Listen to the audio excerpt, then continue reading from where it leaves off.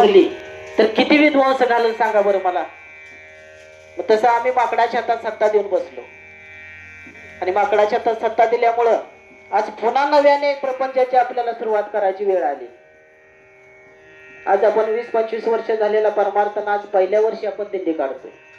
ही गोष्ट पटण्यासारखी नाही, पण आज पहिल्या वर्षी आपण दिंडी काढतोय. काही अडचणी आहेत, काही एकमेकांचं मत जुळली नाहीत, त्यासाठी आपल्याला बाहेर पडावं लागलं. मत जुळली नाहीत म्हणजे काय, आम्हाला ते काय गावानं दिलेला पैसा खायचा नाही, ते काय आम्हाला पैसे देणार झाले ते म्हणून आम्ही काय बाहेर पडलेलो नाही.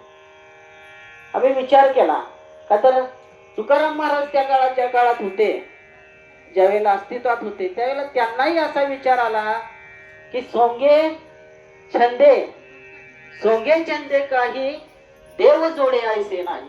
का तर त्यांनाही अनुभव आला की हे कलियुग आहे आणि कलियुगात असा प्रसंग अशी वेळ येईल की बाबांनो माणसं सोंग काढतील.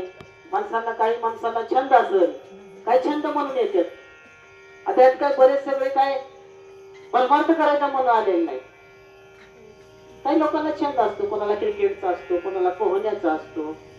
शाळेत आपल्याला ज्यावेळेला मार्कलिस्ट दिलं जातं त्याच्यावर दिलेलं असतं क्रिकेटचा छंद आहे करत काय, क्रिकेटचा छंद असतो, कोणाला अभ्यासाचा छंद असतो, कोणाचा अक्षर सुंदर असतं, कोणाला कला चित्रकलेचा छंद असतो. तसा हा छंद म्हणून परमार्थ केला तर देव जोडे ऐसे नाही.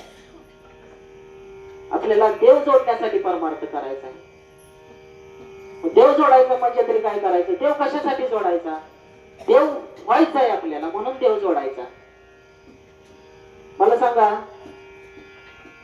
आपल्या गावातून गटरचं पाणी वाड्याला जातं, वाड्याचं पाणी नदीला जातं, नदीचं पाणी समुद्राला जातं.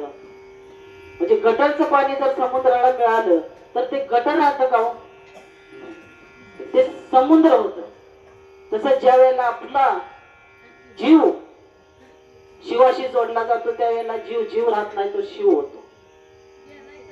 त्यासाठी हा परमार्थ आहे. सोंग करून परमार्थ होत नाही. ते आपण पिक्चर बघतो, नाटकात आपण सोंग बघतो, असे सोंग करून हा परमार्थ होत नाही. परमार्थ हा जीवापासून मनापासून झाला पाहिजे. त्यात प्रेम पाहिजे, त्यात भक्ती पाहिजे. फक्त वरवरचा परमार्थ सगळी करते ती म्हणून मी पण निघालोय, मी पण पंढरीला निघालोय, पण जायचं कशासाठी हेच जर माहित नसेल तर काय पंढरीला उपयोग आहे सांगा बरं. त्याच्यापेक्षा घरात थोडं काम झालं असतं, काहीतरी भांगलन झाली असते, काय धुवून झालं असतं, निदान त्यात तरी पोतभर वाढ झाली असते. पण ते पण नाही आणि हे पण नाही, पण करायचं कशासाठी. म्हणून परमार्थ करत असताना जाणून समजून परमार्थ केला पाहिजे. त्या गोष्टीचा सगळा पूर्ण अभ्यास केला पाहिजे. बाबा ही सगळी ही आता पंढरपूरच्या चारी बाजूला लोक जी पळायला लागले, पंढरपूरला कशासाठी पळायला लागले, चिरमुर आणि बुक्का आणायला. आपण कशासाठी पळायला लागलोय, चिरमुर आणि बुक्का आणून काय परमार्थ होतं, सुख मिळतं. जर सुख मिळायचं असेल तर फक्त संतांना शरण गेलं पाहिजे. तर ज्ञानेश्वर माऊली सांगत असताना आपल्याला सगळ्यांना, आपल्या सगळ्या जीवांना आपल्याला उपदेश करतात की गुरुला शरण गेल्याशिवाय आपल्याला सुख मिळणार नाही, समाधान मिळणार नाही. मग गुरु तरी काय सुख आणून देतात का. जे आहे, जे आपल्या जवळ आहे तेच आपल्याला देतात.